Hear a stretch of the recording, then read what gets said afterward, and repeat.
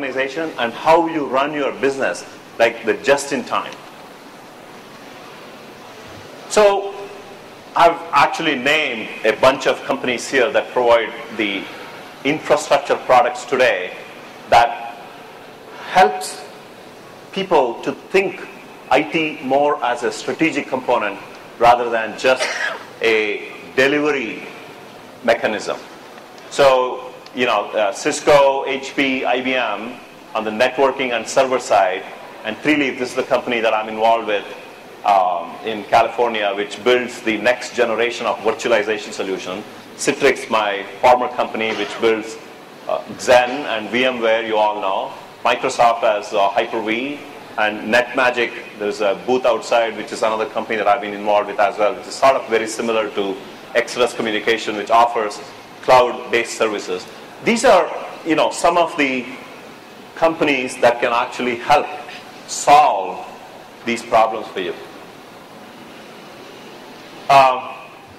This is an example of how applications that were deployed in the servers where the utilization was less than 15%.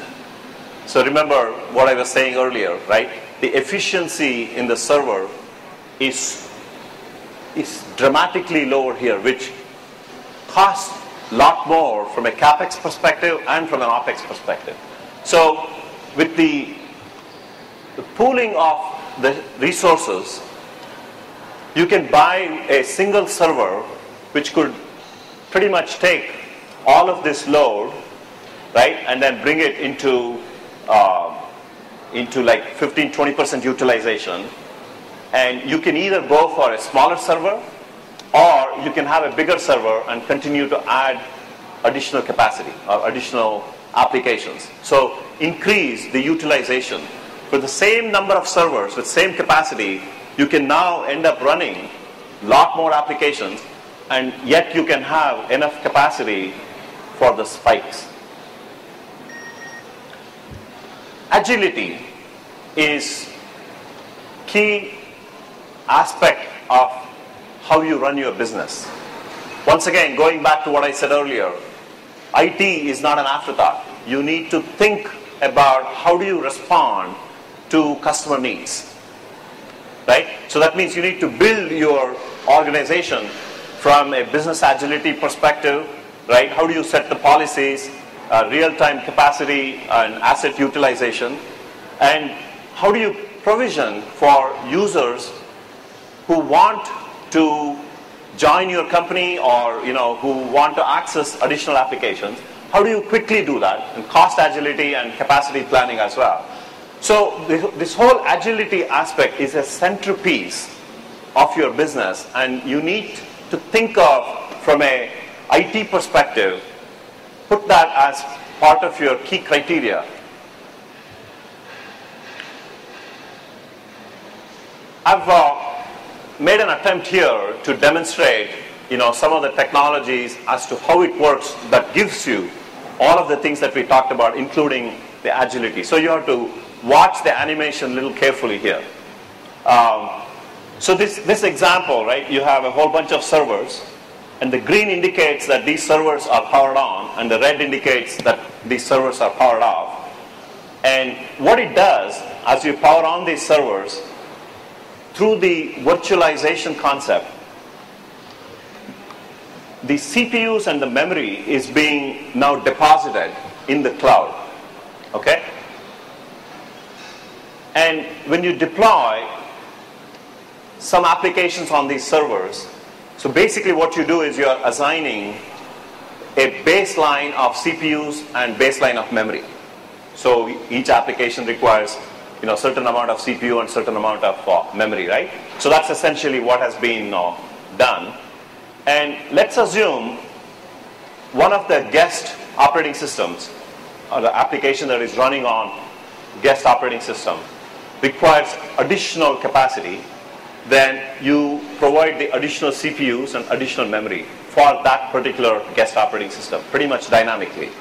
And the latest versions of operating systems actually allows you to add additional CPUs and memory. And when the guest spike is over, you just return that CPU and the memory back into the pool. And now when guests 2 and 3 spike, you do the same thing.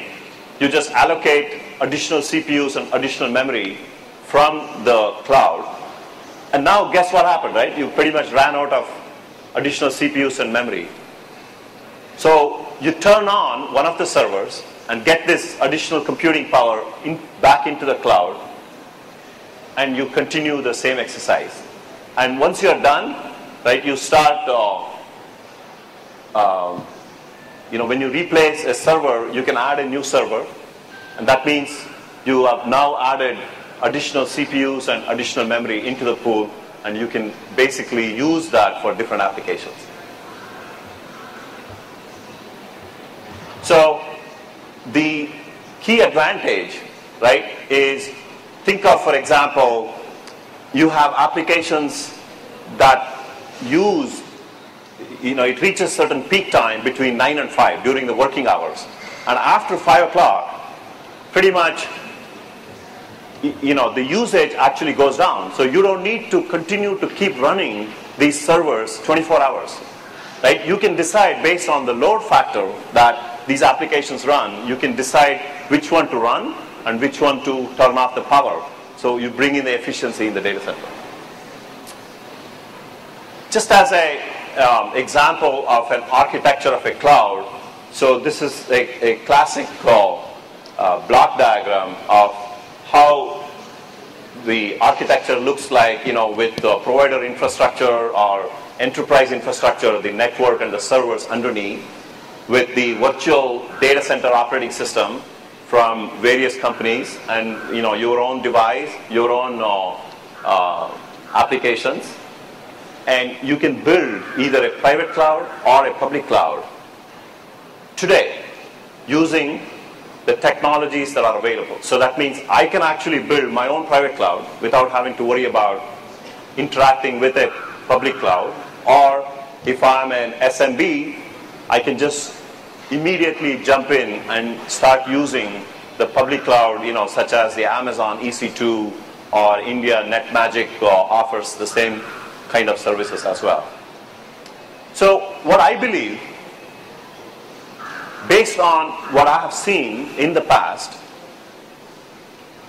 when some of the technology issues that still exist are being resolved, the way the public cloud and the private cloud will essentially coexist.